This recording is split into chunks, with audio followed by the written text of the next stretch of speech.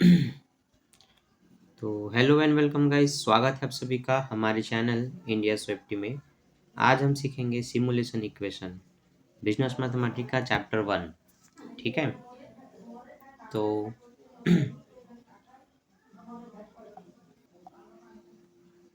हम्म तो India Swiftie के प्यारे बच्चों, स्वागत है आप सभी का हमारे चैनल इंडिया स्विफ्टी में। आज हम पढ़ेंगे बिजनेस मैथमेटिक्स का चैप्टर 1 सिमुलेशन इक्वेशन, इसका एक्सरसाइज एम।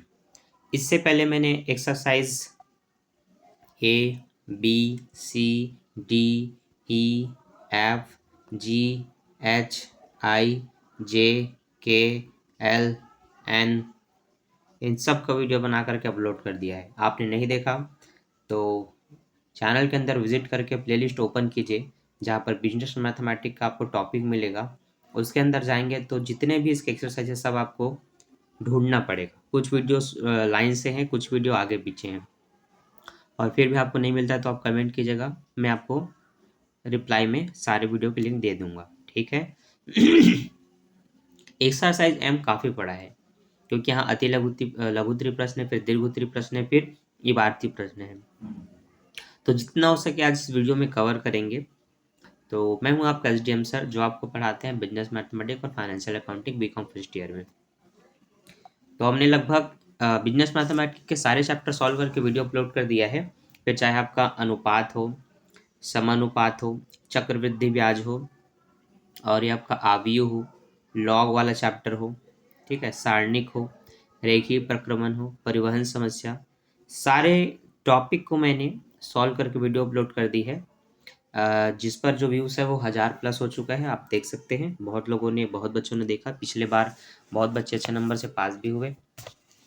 अब आपकी बारी, वीडियो देखना है, सीखना है और अपने एग्जाम में अच्छे नंबर लाना है। ठीक है। तो एक्सरसाइज एम में जो सबसे पहला प्रश्न है वो है, थोड़ा छोटा कर लिया जाए इसको।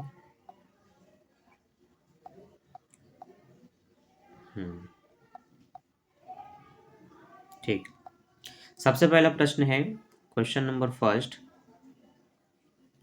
1/x प्लस 1/y बराबर 3/2। ठीक, यहाँ XYZ का मान निकालना है। ये वो आपका पहला। दूसरा है 1/y प्लस 1/z बराबर 5/4। ठीक, अब दूसरा 1/z प्लस 1/x बराबर 3/4। ठीक, तो ये तीन अलग अलग समीकरण है हमारे पास। एक 1/x प्लस 1/y बराबर 3/2, एक 1/y प्लस 1/z बराबर 5/4, एक 1/z प्लस 1/x बराबर 3/4। यहाँ पर बनाने का सिंपल तरीका ये है, सबको पहले नाम दे देना है।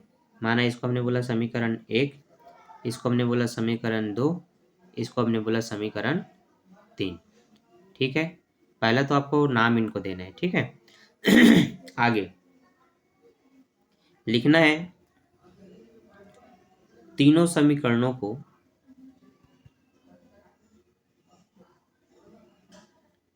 आपस में जोड़ने पर।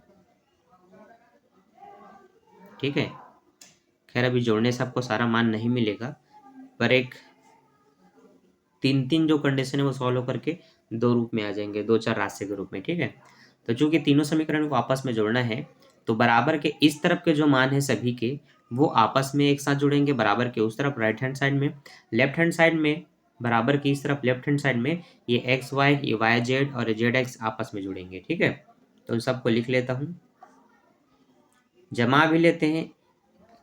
चलिए जमाने का हम एक स्टेप बात करेंगे। 1/x प्लस 1/y जुड़ेगा दूसरे समीकरण के 1/y प्लस 1/z के साथ, और ये जुड़ेंगे फिर 1/z प्लस 1/x के साथ।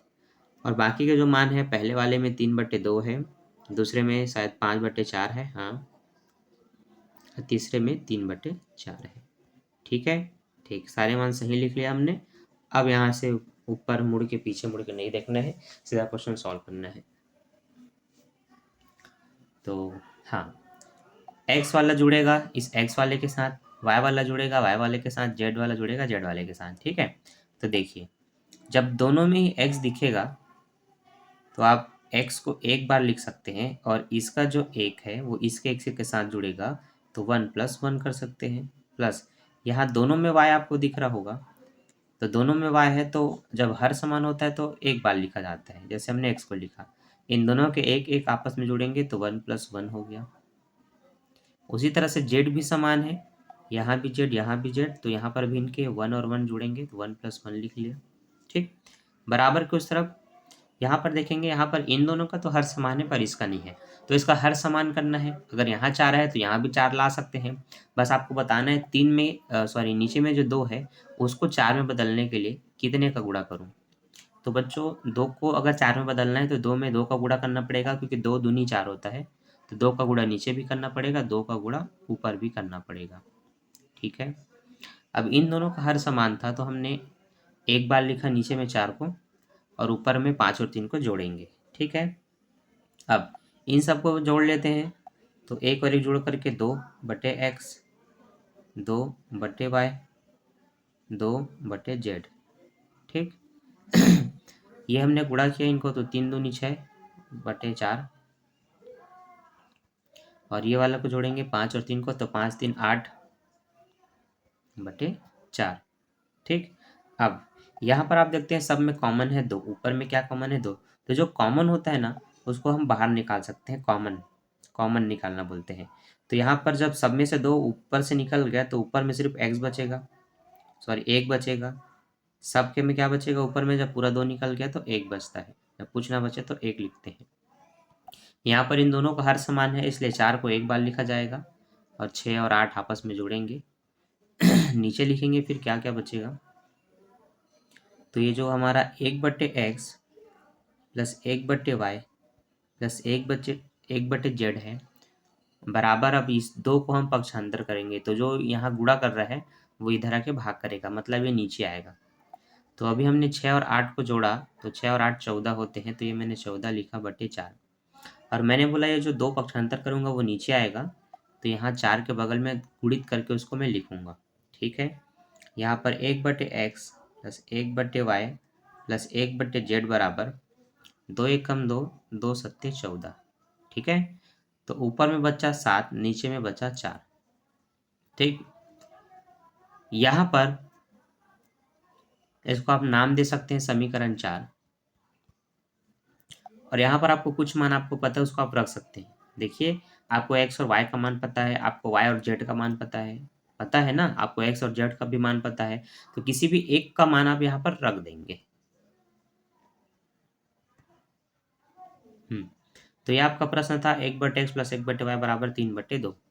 तो जो 1/x प्लस 1/y है वहाँ पर आप 3/2 रख सकते हैं, इसलिए मैं इसको डब्बे में बंद कर देता हूँ ताकि आपको समझ में आए कि मैंने इतने का मान रखा। ठीक है, इसलिए मैं इसको छोटे डब्बे में बंद कर देता हूँ आपकी जानकारी के लिए कि इनका मान है 3/2, और ये तो ऐसे ही रहेगा प्लस 1/z बराबर 7/4। अब 1/z बराबर 7/4 लिखना है और इसको पक्षांतर करना है 3/2 को, तो ये प्लस 3/2 इधर आके क्या हो जाएगा, -3/2 हो जाएगा। पक्षांतर जब हमने कर लिया तो हम अब डिवाइड करेंगे आपस में। तो पहले तो हर समान करेंगे, है ना, क्योंकि यहाँ 4 है यहाँ 4 नहीं है, फिर से 4 लाने के लिए इसमें 2 का गुणा करना है, तो 2 का आप गुणा कर देंगे इस तरह से, तो 3 दूनी 6 होगा। अब ये 2 दूनी 4 होगा, अब दोनों के बट्टे में 4 होगा इसलिए 4 को एक बार लिखेंगे, 2 बार ना लिख करके। ठीक है, अब 1/z बराबर 7 में 1 जाएगा 6 जाएगा तो 1/4 बचेगा। अब यहाँ से सिर्फ z का मान निकालना है, तो अब तिरिया गुणा करेंगे, इसका इसके साथ और इसका इसके साथ, तो 4 एकम 4 हो गया, z एकम z हो गया। यहाँ से आपको मान मिल गया, आप बता सकते हैं कि z का मान 4 है। ठीक है, अब z का मान 4 निकल गया तो आप किसी का भी मान निकाल सकते हैं। तो पहले समीकरण में हम देखते हैं, दूसरे समीकरण में 1/y प्लस 1/z बराबर 5/4 है। ठीक है, देखिए उसको मैं यहाँ बगल में सॉल्व करता हूँ। इधर क्यों सॉल्व कर रहा हूँ उसका रीज़न आपको पता चलेगा। 1/y प्लस 1/z बराबर 5/4। ठीक। अब आपने अभी यहाँ पर अगर ये तिर्यक गुणा ना करूँ तो 1/z का मान क्या है? 1/4 है। ठीक है, ये पता है आपको? तो यहाँ पर आप इसको रख सकते हैं। यहाँ पर मैं भी उसको रखता हूँ। 1/z का मान क्या है? 1/4 प्लस 1/y बराबर 5/4। यहाँ पर 1/y बराबर 5/4 रहेगा। अब इसको पक्षांतर करूँगा, इस तरफ लाऊंगा तो ये -1/4 आएगा, क्योंकि यहाँ पर ये प्लस में है। ठीक। अब हर समान इसका भी है, दोनों में 4 है तो 4 को एक बार बस लिखूंगा। 5 में 1 घटेगा तो 5 में 1 घटेगा बच्चों, 4 आएगा। बटे भी 4 है तो 4 से 4 कटेगा, 4 एकम 4। अब यहाँ पर आप देखेंगे कि 1/y बराबर 1 है। सिर्फ y का मान निकालना है, तो ये y इसके साथ गुणा करेगा तो इधर 1 ही रहेगा, इधर तो 1 रहेगा, ये y उधर चला गया तो y कम y हो गया। तो यहाँ पर आप कह सकते हैं y का मान आपका 1 है। ठीक है। अब z और x वाला था ना, कहाँ गया? ये 1/z प्लस 1/x का मान 3/4। देखिए यहीं पर इसको भी बना देता हूँ। आपको पता है 1/z का मान 1/4 है। ठीक, क्लियर है? तो इसी समीकरण में रख देते हैं। समीकरण है आपका 1/z प्लस 1/x बराबर 3/4। जहाँ 1/z की जगह 1/4 रखेंगे तो यहाँ पर आपको इसको हटा करके 1/4 लिख देना है। यहाँ पर प्लस 1/x रहेगा, यहाँ 3/4 लिखा। यहाँ से 1/x को फिर से लिखेंगे और 3/4 वहाँ रहेगा। अब इसको पक्षांतर करूँगा तो ये जो प्लस में 1/4 है ये माइनस में 1/4 हो जाएगा। अब दोनों में 4 है तो 3 में 1 घटाएंगे तो 2/4 होगा। ठीक। अब 1/x बराबर 2 1 कम 2, 2 दूनी 4। सिर्फ x का मान निकालना है तो x इसमें गुणा करेगा तो x एकम x, 2 इसमें गुणा करेगा तो 2 एकम 2। ये हमारा आंसर। ठीक। तो देखिए अब मैं छोटा करके आपको दिखाता हूँ। ठीक, साइड कहीं से इसका दब जाएगा तो थोड़ा बड़ा करके ऐसे कर लेता हूँ। ठीक, ये आप देख सकते हैं। तो आपको पूरा नोट करना है तो आप इस तरह से नोट कर सकते हैं। सारे मान निकल गए। बुक निकाल करके बैठिए। बुक में आंसर दिया हुआ है, x का मान 2, y का मान 1 और z का मान 4। हमारे सारे मान निकल गए। ठीक है। तो इस तरह से सबसे पहले मैंने समीकरणों को लिखा, उनको नाम दिया, समीकरण 1, समीकरण 2, समीकरण 3। फिर तीनों को जोड़ना है तो मैंने लिखा तीनों समीकरण को आपस में जोड़ने पर। तीनों को जोड़ेंगे तो हमने जमाया। पहले वाले को मैंने बताया था कि बराबर के राइट साइड में जो जो मान है वो आपस में राइट साइड में एक तरह से जुड़ेंगे, इस तरह से एक साथ। और जो लेफ्ट साइड का मान है सबका, वो एक साइड चर राशि इधर जुड़ेगी। उसी तरह से मैंने पहले समीकरण की चर राशि को, दूसरे समीकरण के चर राशि को, तीसरे समीकरण के चर राशि को लेफ्ट हैंड साइड में आपस में प्लस का चिन्ह लगा के जोड़ा। यहाँ पर राइट हैंड साइड में उनके मानों को, अचर राशि को जोड़ा। सभी को हमने जमाया कि x वाला x के साथ जुड़ेगा तो दोनों में अगर नीचे में x है हर समान है तो एक बार x लिखा जाएगा, एक और एक जुड़ करके 2 हो जाएगा, इसलिए 2/x लिखा। y का भी हर समान है तो एक बार y, एक में एक जुड़ेगा तो 2/y होगा। z का भी हर समान है तो z को एक बार लिखा, एक और एक जुड़ेंगे तो यहाँ पर 2 आएगा, इसलिए 2/z लिखा। यहाँ पर इसका हर समान नहीं था तो हमने इसका हर समान किया। 2 को हम इनके 4 के रूप में बदल सकते हैं, पर 2 में कितना का गुणा करना पड़ेगा? 2 का। तो जिसका गुणा नीचे करते हैं उसी का गुणा ऊपर भी करते हैं। ठीक है। कई बच्चे कंफ्यूज रहते हैं, नीचे 4 लाना है तो ऊपर भी लाना है, ऊपर का भी नहीं लाना है। नीचे का अगर हर समान करना है तो सिर्फ नीचे का होता है। ऊपर में क्या होता है, जिसका गुणा आप नीचे कर रहे हैं ना उसी संख्या का गुणा ऊपर हो जाता है। अब इनका तो हर समान था तो इनमें हमने 4 को एक बार लिखा और 5 और 3 जुड़ेंगे तो 5 + 3 लिखा, जो कि जुड़कर हो गए 8/4। जैसे इसमें गुणा किया तो ये हो गया 2 दूनी 4 और ये 3 दूनी 6। अब इनका भी हर समान हुआ तो एक बार लिखे हैं और 6 और 8 को जोड़ेंगे तो 6 + 8 लिखा। यहाँ पर ये सभी 2 के रूप में आपको दिखाई दे रहे हैं ऊपर में। तो जब संख्याएं बट्टे में हो और कोई ऊपर की संख्या कॉमन रूप से आपको एक ही दिखाई दे तो उसको ब्रैकेट के बाहर निकाल लेते हैं, कॉमन निकाल लेते हैं। तो इन सभी के 2 को मैंने बाहर निकाल दिया। तो ऐसा नहीं कि 3 बार 2 लिखें, 2 एक ही बार लिखा जाएगा और इन सब के जगह जब 2 निकल गए यहाँ से तो 1 लिखा जाएगा और इनको ब्रैकेट में बंद कर दिया जाएगा। इसका मतलब है 2 का गुणा जब इसमें होगा तो सब में 2 आ जाएगा, इसीलिए उन 2 को हमने कॉमन निकाल लिया। ठीक, यहाँ से 6 और 8 जुड़ करके 14 हुए, बटे 4 रहेगा। अब ये जो 2 गुणा कर रहे हैं वो इधर आ क्या करेगा, भाग तो हमने इसको नीचे ले आया, पक्षांतर कर दिया। अब यही 2 इस 14 को काट दिया तो 2 एकम 2 कटा और 2 पाड़े में 14 कितने बार में आता है, 7 बार में, तो 2 सत्ते 14 हुआ। यहाँ से हमें 7/4 मिला और हमने कहा कि 1/x plus 1/y plus 1/z बराबर 7/4, ये हमारा समीकरण 4 है। फिर मैंने बताया कि यहाँ पर हम किसी भी मान को रख करके सॉल्व कर सकते हैं। तो जो मैंने रख करके सॉल्व किया उसके बारे में मैंने हिंदी में नहीं लिखा है, तो आपको लिखना पड़ेगा यहाँ पर। तो अगर आप पेन कॉपी निकाल करके बैठे हैं तो लिखिए यहाँ से अगले स्टेप में, जब मैंने मान रखा तो आपको लिखना पड़ेगा समीकरण 4 में समीकरण 1 का मान रखने पर। फिर मैंने समीकरण 1 का मान जो 1/x प्लस 1/y बराबर 3/2 था उसको यहाँ पर पुट किया। तो यहाँ पर ये लिखने से पहले आपको हिंदी में लिखना पड़ेगा समीकरण 4 में समीकरण 1 का मान रखने पर। अब जैसे मैंने मान रख दिया, इन दोनों को हटा करके तो 3/2 लिखा प्लस 1/z बराबर 7/4। अब 3/2 को मैंने पक्षांतर किया तो जो प्लस में होती है वो इधर आके माइनस करता है, तो 3/2 इधर आके अब माइनस करेगा। पर हम देखेंगे यहाँ पर इसके हर में 4 और इसके हर में 2 है, हर असमान है। तो हरों को समान करने के लिए जिसमें जो गुणा करना उतना का गुणा कर देते हैं। तो 2 को 4 में बदलना है क्योंकि यहाँ पर 4 है तभी दोनों समान होंगे। तो इसमें हमने किया 2 का गुणा, तो ये हो गया 2 दूनी 4 और 3 दूनी 6। जब दोनों में 4 आएगा तो 4 को एक बार लिखा मैंने, 7 में 6 घटाएंगे तो 7 - 6 लिखा, कटेगा तो 7 में 6 जाएगा 1/4 आएगा। अब जो 1/4 था z बराबर 1/4 मैंने बोला यहीं से सारे मान निकलना शुरू होगा। सिर्फ z का कोई मान पूछेगा तो ऐसे तिर्यक गुणा करके आपको बताना है। तो z एकम z, 4 एकम 4, तो आप कह सकते हैं बीच में बराबर है तो z बराबर 4। अब मैंने बाकी मान निकाला, ठीक। तो चलो ऊपर से बता देता हूँ। मैंने बोला समीकरण 3 है हमारा 1/z प्लस 1/x बराबर 3/4, जहाँ पर 1/z का मान आपको 1/4 अभी पता चल गया, हमने नीचे निकाला था ये, जिसको मैंने यहाँ लिखा। अब जो हमारा तीसरा समीकरण है वहाँ 1/z को हटा करके हम वहाँ 1/4 लिख दिए, प्लस 1/x है बराबर 3/4 है। अब जैसे हमने भी उनका मान निकाला था जेड वाले का, बिल्कुल वैसे इनका भी निकालेंगे। प्लस 1/4 इधर क्या हो जाएगा, -1/4, ठीक है।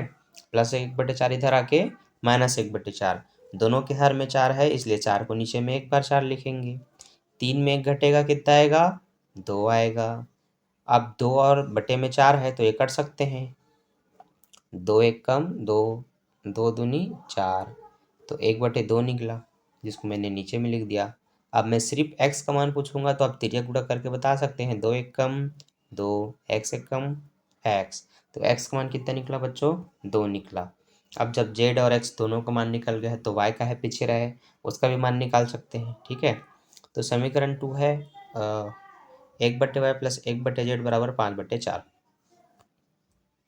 जहाँ पर z का मान था 1/4 हमने यहाँ पर लिखा। अब इसी को जो प्लस इधर लाएंगे तो माइनस हो जाएगा, जैसे ही माइनस होगा आपको पता है इन दोनों का हर समान है तो दोनों के 4 को एक बार लिख दिए। 5 में 1 जाएगा तो 5 में 1 जाएगा 4 बचेगा, नीचे भी 4 ऊपर भी 4, 4 से 4 कटा तो यहाँ पर 1 आएगा, ठीक है। यहाँ कट के क्या आएगा 1।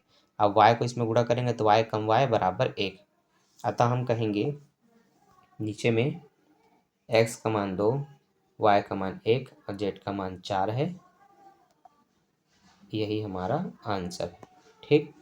तो इस तरह से सॉल्व हुआ पहला प्रश्न। अब आप यहाँ पर टाइम देख सकते हैं, लगभग 18-19 मिनट लग गया एक ही क्वेश्चन में। अभी हमें बहुत सारे क्वेश्चन इसमें सॉल्व करना है, ठीक है। तो इसको आप नोट करेंगे, अच्छे से नोट करेंगे। अब हम देखते हैं हमारा क्वेश्चन नंबर 2, ठीक। यहाँ पर मैं एक बॉर्डर, एक सीमा निर्धारित कर दूँ कि इसके बाहर या आसपास हमें नहीं आना है, ठीक ठीक ठीक। इतने हिस्से को मैंने रिजर्व कर दिया ताकि जो बच्चे नोट कर रहे होंगे वो स्क्रीनशॉट इसको देख करके नोट कर सकते हैं। यहाँ नीचे से चलो ऊपर से बना देता हूँ मैं, ठीक।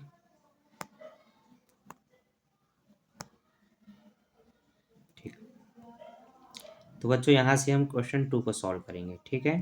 तो धैर्य के साथ बने रहिए। एक एक डिटेल से डीपली इसलिए बता रहा हूँ क्योंकि कुछ बच्चे होंगे होशियार, बहुत होशियार, एक बार में समझ गए होंगे, पर सभी बच्चे नहीं समझ सकते, ठीक है। तो हमें जैसे स्कूल में कोऑपरेट करना पड़ता है, आप यहाँ भी कोऑपरेट कीजिए। और चलिए क्वेश्चन नंबर 2 को सॉल्व करते हैं। जो कि है एक्स वाई बराबर 6 और वाई जेड बराबर 15 और जेड एक्स बराबर, ठीक, तो एक्स वाई बराबर 6, वाई जेड बराबर 15 और जेड एक्स बराबर 10। यहाँ पर अब मैं लिखूँगा कि ये तो एक समीकरण नहीं है, लेकिन जब एक साथ मल्टीप्लाई के रूप में मान दिया गया हो, y और z एक साथ है मतलब मल्टीप्लाई के रूप में है, तो आप तीनों को मल्टीप्लाई करेंगे। तो मान लेते हैं इनको हमने बोल दिया समीकरण 1, समीकरण 2, समीकरण 3, तो तीनों को आपस में गुणा करने पर, ठीक है, तो तीनों को आपस में गुणा करने पर बोलने के बाद इन तीनों को इस तरह से गुणा में कन्वर्ट करेंगे, ठीक।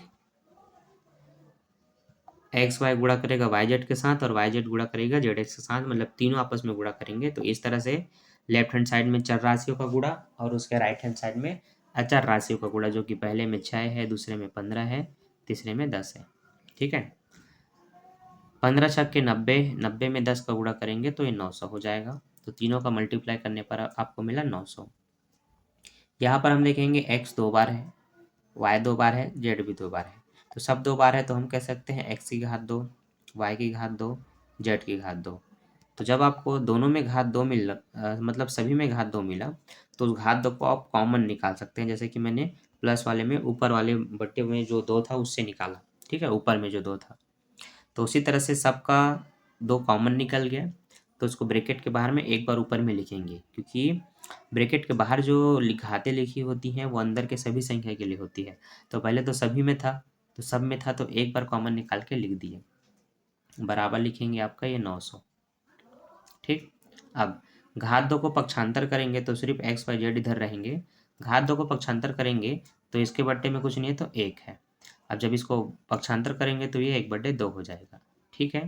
अब अंदर में रहेगा 900, तो एक्स वाई जेड बराबर 900 का 900 का लघुत्तम निकालेंगे। और उससे भी सरल तरीका ये बता दूं, 900 किसी का वर्गमूल है। तो आपको अगर वर्गमूल याद है तो आप अंदर में वर्गमूल को लिख सकते हैं, नहीं याद है तो फिर आपको थोड़ा लघुत्तम निकाल के देखना पड़ेगा। तो मुझे पता है 900 आता है 30 का गुणा 2 बार करने से, 30 गुणा 30। तो 30 का जब आपस में गुणा होगा तो होता है 30 का स्क्वायर 900। तो एक्स वाई जेड बराबर 30 की घात 2 गुणित घातों की घात है, तो घातों की घात का गुणा होता है, इसलिए मैंने गुणा का चिन्ह लगाया 1/2। तो ऊपर से नीचे कट सकता है तो सिर्फ 1 बचा। इसका मतलब है कि एक्स वाई जेड बराबर 30 मिल गया। इसको आप समीकरण 4 बोल सकते हैं अगर बाकी सबको 1 2 3 बोला। अब आपको शुरुआत में पता था कि एक्स वाई जेड का मान 6 है, तो इस एक्स वाई जेड का मान मैंने 6 लिख दिया, जेड का जेड, 30 का 30।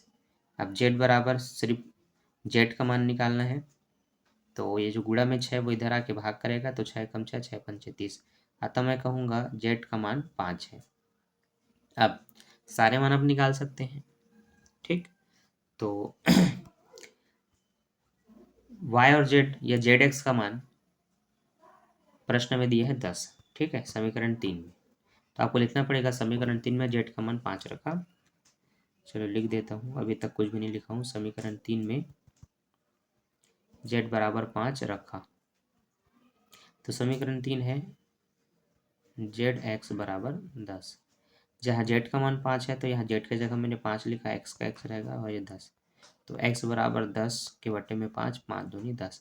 आप कहेंगे एक्स का मान यहाँ पर 2 है। अब y का मान निकालना है, तो वाई जेड का मान 15 है, ठीक है।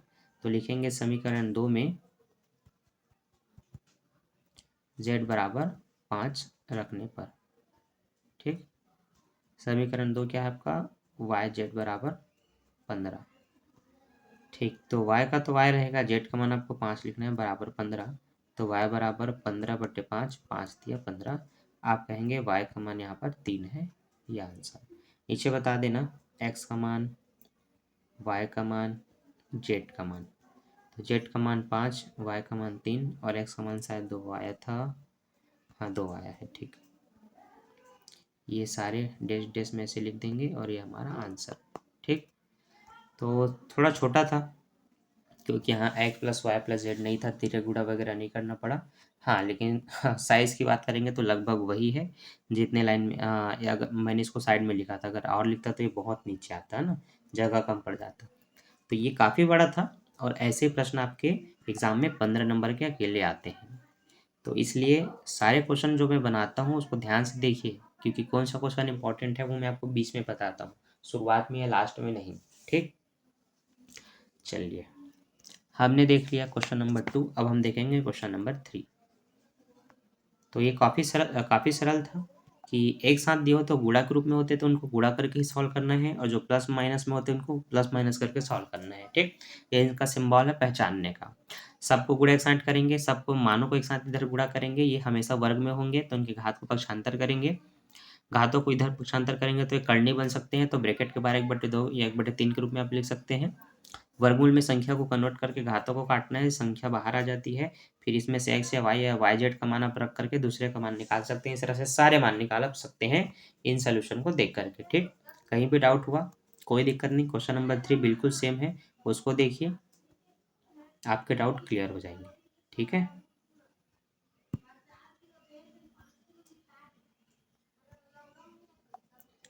तो ये ठीक, चलिए जो बच्चे वीडियो को पूरा देख रहे हैं उनके अंदर बहुत पेशेंस है और आप ज़िंदगी में हमेशा कामयाब होंगे। ठीक है, पेशेंस होना बहुत ज़रूरी होता है अपनी लाइफ में। क्वेश्चन नंबर 3, एक्स वाई बराबर 12 और चलो इसको समीकरण 1 बोल दिया, ऐसे लिख लेना। ठीक है, आपको भी वाई जेड बराबर 20, ये समीकरण 2 का आपने, फिर है जेड एक्स बराबर 15, ये आपने समीकरण 3 का। तो समीकरण 1 एक्स वाई बराबर 12 और समीकरण 2 वाई जेड बराबर 20, समीकरण 3 जेड एक्स बराबर 15, सारे मान हमने लिख लिया। तो अब तीनों को गुणा करेंगे, तो समीकरण 1, 2, 3 को आपस में गुणा करने पर, ठीक,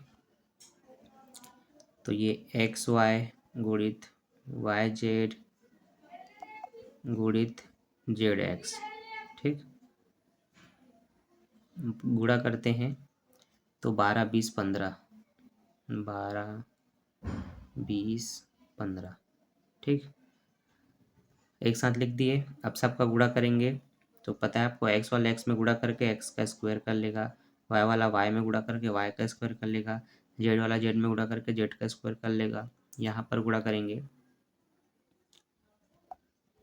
इनका गुणा करेंगे तो 15 दूनी 30 की 0, हासिल है 3, 15 कम 15, 15 और 3 18, 18 का गुणा भी 20 से कर लेते हैं, तो 180 शून्य में 180, 180 दूनी 360, 3600 आया। तो यहाँ पर मैं कितना लिखूँगा, 3600।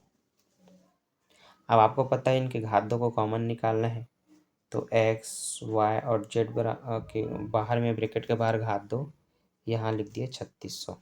ठीक, अब 3600 किसका वर्गमूल है, तो देखो इनको मैं टुकड़ों में तोड़ के बताता हूँ। ठीक है, सरल करता हूँ, क्योंकि इनका सीधा वर्गमूल निकालेंगे तो काफ़ी बड़ा हो जाएगा, घात 2 को इधर लाएंगे तो ये बनेगा करनी, इसलिए यहाँ पर करनी बन गया।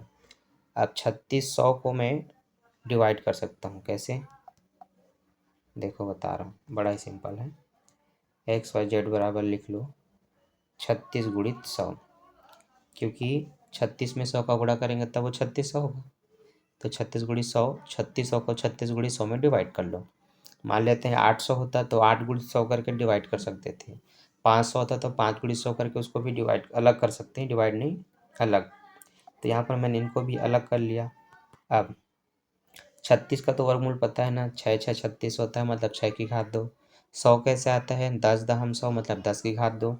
तो जब आपने इनको तोड़ा फिर घातों में कन्वर्ट कर लिया तो आपको पता है घातों से करनी कट जाती है, तो यहाँ पर 6 बाहर आएगा और 10 बाहर आएगा। जिनकी करनी कट गई वो संख्या बाहर आ जाती है और आपस में गुणा करेगी, तो 6 दाहम 60। अतः आप कह सकते हैं एक्स वाई जेड बराबर 60, ये समीकरण 4 है। ठीक, अब इतना मान ज्ञात कर लिए तो बाकी तो आपको पता है कैसे बनाना है। तो यहाँ पर पहले समीकरण में एक्स वाई बराबर 12 था, तो पहले वाले का मान अगर आप 12 रख देते हैं, जेड का जेड रहेगा बराबर 60, तो जेड बराबर 60/12 और 12 पंचे 60। ठीक, 5 आएगा। तो आप देख सकते हैं जेड का मान 5 दिया हुआ है, प्रश्न में आ गया। ठीक, और इसी तरह से एक्स वाई जेड बराबर जो 60 है, वह वाई जेड का मान अगर रखते हैं तो वाई जेड का मान 20 है, तो एक सही रहेगा, यहाँ पर 20 आ जाएगा और ये 60। 20 लाएंगे नीचे, 0 से 0 कटेगा, 2 कम 2 2 तिया 6, तो आप कहेंगे एक्स का मान 3 है। किसका मान बचा? एक्स का मान निकल गया, जेड का मान निकल गया, वाई का मान निकालना है। ठीक है भाई, वाई का भी मान निकाल लेते हैं। तो वाई जेड का मान लिखते हैं, पहले पूरा लिख लूँ, एक्स वाई जेड बराबर 60। अब यहाँ सिर्फ वाई और जेड का मान पूछा नहीं नहीं नहीं, वाई जेड का नहीं, जेड एक्स का मान दिया है ना। हाँ, जेड एक्स का मान 15 दिया है, तो चलो ये जेड और एक्स का मान 15 रखा गया बराबर 60। तो वाई बराबर 60/15 और 15 चौक 60, तो आप कहेंगे वाई का मान यहाँ पर 4 है। अतः आप बता सकते हैं सभी को मिला करके कि एक्स का मान कितना आया था, हमारा एक्स का मान 3, वाई का मान 4 और जेड का मान 5, ये हमारा आंसर। ठीक है, तो इस तरह से हमारा क्वेश्चन नंबर 3 बन गया। क्या टाइम हुआ है? हाँ, आधा घंटा लगभग हो गया। ठीक, काफ़ी बड़ा था।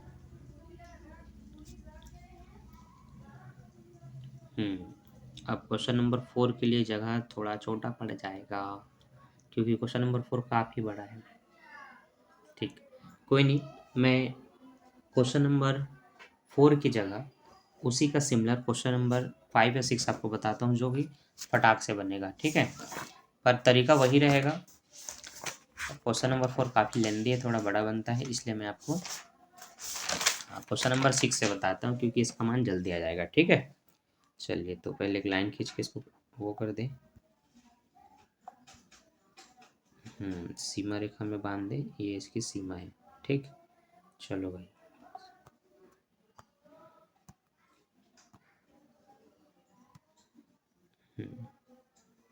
ठीक, तो बच्चों क्वेश्चन नंबर 6 बताने जा रहा हूँ, जो कि 4 5 6 7 बिल्कुल सेम है, सिमिलर है।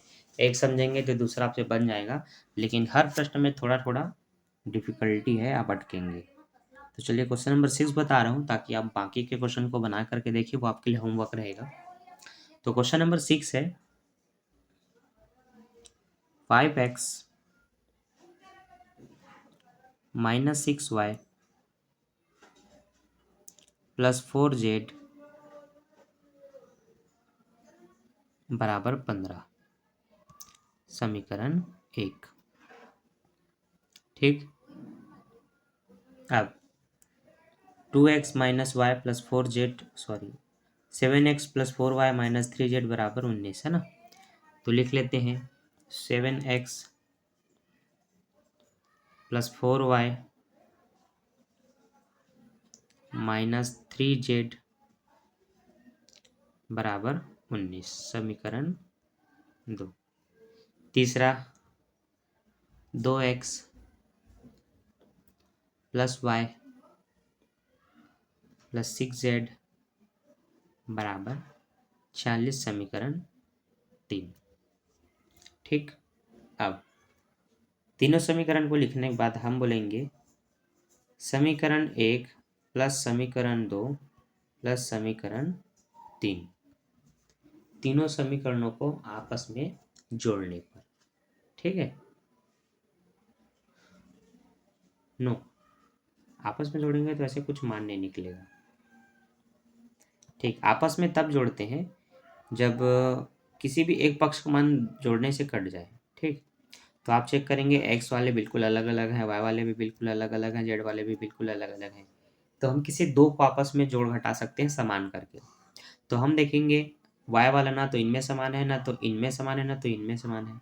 जेड वाला भी ना तो इन दोनों में, ना तो इन दोनों में, ना तो इनमें समान दिख रहा है। समान वैसे कुछ भी नहीं है तो करना पड़ेगा। तो अगर मैं इस वाले समीकरण में अगर 6 का गुणा कर दूं तो ये भी 6 है और ये भी 6 हो जाएगा। तो जोड़ने से प्लस माइनस आपस में कट सकते हैं। ठीक है, तो मुझे लिखना पड़ेगा समीकरण 3 में 6 का गुणा कर समीकरण 1 से जोड़ने पर। तो आप उसको भी शुद्ध हिंदी में लिख देंगे, समीकरण 3 में 6 का गुणा कर, समीकरण 3 में 6 का गुणा कर समीकरण 1 में जोड़ने पर। ठीक, समीकरण 3 में 6 का गुणा कर समीकरण 1 में जोड़ने पर।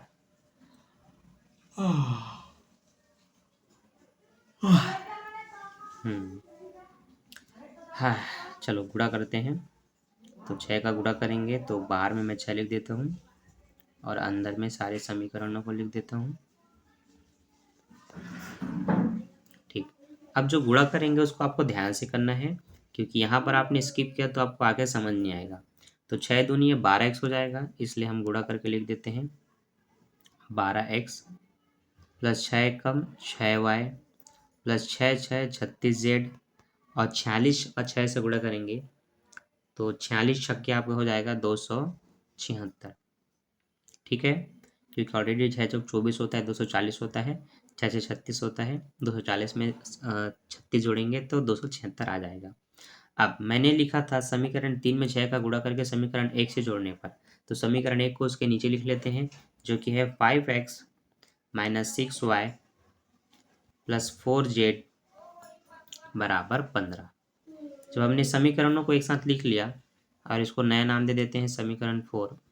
ठीक, तो यहाँ पर जोड़ने से ये कट जाएंगे, ये दोनों आपस में जुड़ करके 17x हो जाएगा, क्योंकि 12 में 5 जोड़ेंगे 17x ही होता है।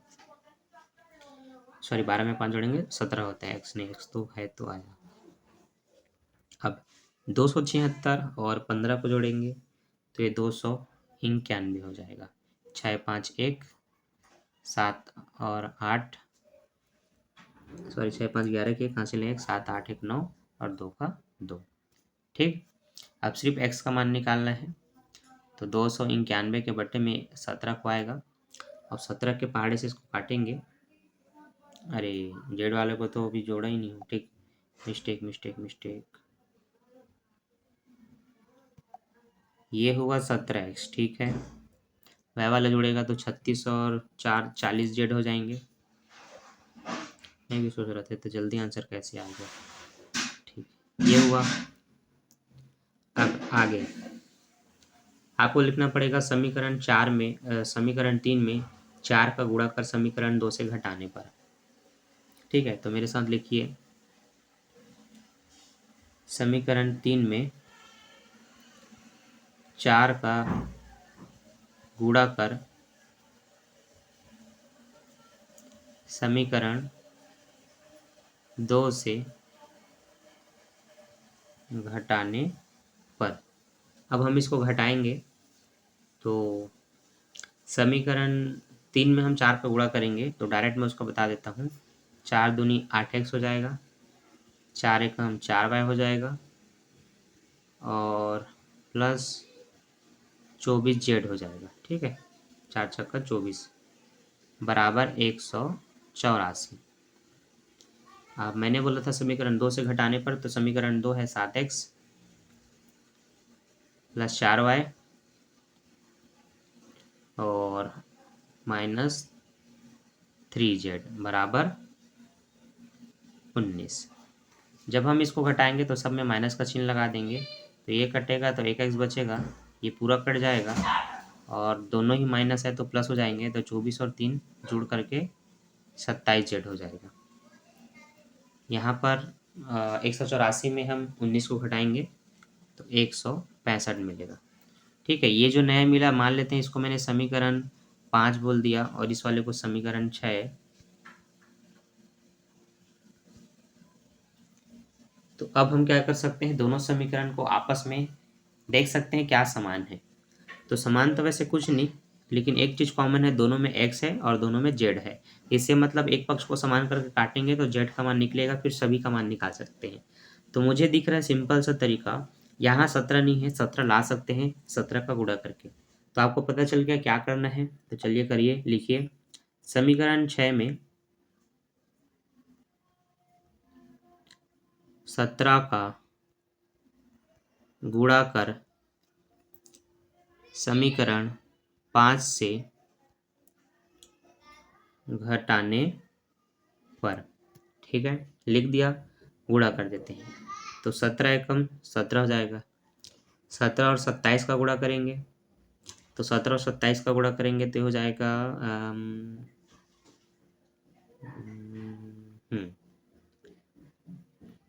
459। अब गुणा कर लीजिए कैलकुलेटर में। अब 165 का गुणा 4 से करेंगे, सॉरी 17 से करेंगे, तो 2805 निकला। ठीक है, आप जिस समीकरण से घटाना था उसको लिखेंगे, तो वो है 17x प्लस 40z बराबर 291। घटाएंगे तो फिर से माइनस का चिन्ह लगाएंगे, ये घट गया, ये कटेगा तो 59 नहीं,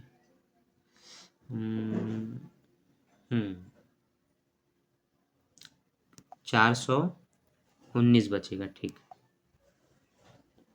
459 में 40 जाएगा तो 419, जेड बराबर 2805 में 291 घटाएंगे तो 2514 बचेगा। अब जेड बराबर 2514 मतलब 2514 के नीचे में 419 को भाग करेंगे, तो यहाँ पर आप कैलकुलेटर से भाग दे दीजिए, आपको मिल जाएगा 6। और ये एक आंसर, तो जेड का मान निकल गया 6। ठीक है, इस प्रोसेस में कोई गड़बड़ी नहीं करेंगे, जैसे बनाएंगे वैसे ही बनाएंगे, जेड का मान 6 आ गया। बाकी के मान आप निकाल सकते हैं। तो जो आपका एक कंडीशन बना था x प्लस 27z बराबर 165, वहाँ पर आप जेड का मान 6 रख करके मान निकाल सकते हैं। तो यहाँ पर मैंने जेड का मान 6 रखा, तो 27 को 27, जेड का मान 6, 27 और 6 का गुणा करेंगे 162 आएगा, बराबर 165 है। तो प्लस 162 इधर आके माइनस 162 हो जाएगा। 165 में 162 घटाएंगे 3 बचेगा, अतः x का मान आप 3 कह सकते हैं। अब बाकियों के मान निकालना है, जेड और एक्स का तो निकल गया, वाई का मान निकालना है, समझ लो। तो आपको लिखना पड़ेगा समीकरण 1 में एक्स और जेड का मान रखने पर, तो ये यहाँ पर एक्स का मान और यहाँ पर जेड का मान रखेंगे। तो ये है समीकरण मतलब 1, जहाँ पर एक्स और जेड का मान रख रहे हैं। तो एक्स की जगह 3 रखा, 5 दिया 15 हुआ, वाई की जगह 6 रखा, 6 चौक 24 हुआ, 15 प्लस है इधर आके माइनस होगा, तो 15 से 15 कट गया। अब प्लस 24 इधर क्या होगा, माइनस 24 होगा, दोनों तरफ के माइनस प्लस हो गए। y बराबर 6 को नीचे लाए तो 6 कम 6 6 जो 24, y का मान 6 आया, सॉरी 4 आया। अतः आप कहेंगे x का मान 3, y का मान 4 और z का मान 6 है। ठीक है, अब देखिए क्वेश्चन नंबर 6 मैंने सॉल्व किया, पर क्वेश्चन नंबर 4, 5, 6, 7 सब सेम है, 9 तक का पूरा क्वेश्चन सेम है। तो अगर आपने 6 देखा तो आपसे 4, 5, 7 बन जाएगा। थोड़ी सी उलझन में आप फंस सकते हैं क्योंकि ये प्रश्न जलेबी की तरह गोल है। तो मैं चाहता हूँ आप प्रश्नों को बनाइए, जहाँ पर भी उलझेंगे उस उलझन को मैं सुलझाऊंगा अपने नेक्स्ट वीडियो के माध्यम से। ठीक है, तो प्रैक्टिस करते रहिए, आपका ग्रोथ जरूर होगा, आपकी मैथमेटिक्स स्ट्रांग होगी। तो मैं मिलता हूँ नेक्स्ट वीडियो में नेक्स्ट टॉपिक के साथ। वीडियो अच्छा लगा तो don't forget like, subscribe and share. लगभग हम रात के 2-2, 3-3 बजे तक का आपके क्वेश्चन को सॉल्व करते हैं, ताकि एक वीडियो आपके लिए तैयार कर सकें। तो इतना मेहनत करते हैं तो आप भी मेहनत कीजिए, कम से कम 2 घंटे एक सब्जेक्ट को जरूर पढ़िए, क्योंकि आपके पास 9 सब्जेक्ट हैं। ठीक है, तो आप अच्छे से तैयारी करते रहिए। बाकी मेरा वीडियो देख करके आप तो सीखते ही हैं, तो मेरा वीडियो देखने के बाद भी ना आप क्वेश्चन को बनाया करो। तो जैसे कि मैंने आपको पूरा समझा दिया जितना मुझे समझाना था, तो ये जो मैंने आपके होमवर्क के रूप में दे दिया 4, 5, 7, उनको आप बनाओ। बाकी जब मैं इसका वीडियो लाऊंगा सॉल्व करके, तो फिर उसको देख करके अपनी उलझन को सॉल्व कर लेना। ठीक है, लेकिन खुद से प्रैक्टिस करो भाई, बड़े बच्चे हो गए हो, आपको बोलना ना पड़े, अपनी पढ़ाई अच्छे से करो। ठीक है, तो वीडियो अच्छा लगा तो don't forget like share and subscribe, video को शेयर जरूर कीजिए। मैं मिलता हूँ नेक्स्ट वीडियो में नेक्स्ट टॉपिक के साथ। अभी के लिए bye, thanks for watching, bye bye बच्चों।